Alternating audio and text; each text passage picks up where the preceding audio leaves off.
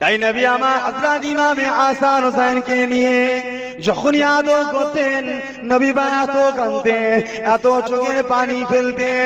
হযরত ইমামে হাসান হোসেন রাসূলুল্লাহ নূরের চোখের পানিতে হযরত ইমামে হাসান হোসেন ঘুরিয়ে যেতেন। সাহাবা হুজুর একদিন জিজ্ঞাসা করেছিলেন, ইয়া রাসূলুল্লাহ, হাবিবাল্লাহ, হুজুর আপনি বাচ্চাদের বড় মহব্বত করেন, কিন্তু হযরত ইমামে হুসাইনকে, হযরত ইমামে হাসানকে আপনিও খুব ভালোবাসেন।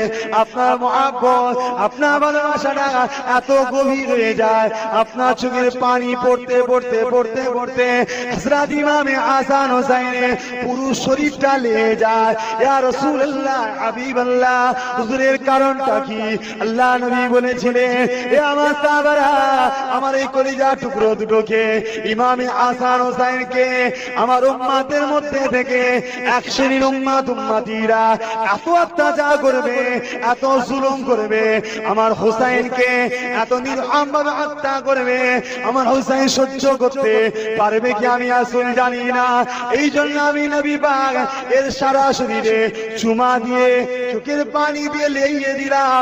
এর গায়ে যে তরবারের আঘাত হবে, এর গায়ে যে তীরটা লাগবে, আল্লাহ পাক আমার চোখের পানি থেকে আর আমার চুমা যেখানে লেগেছে ওই জায়গাতে তরবারের আঘাত লাগবে না।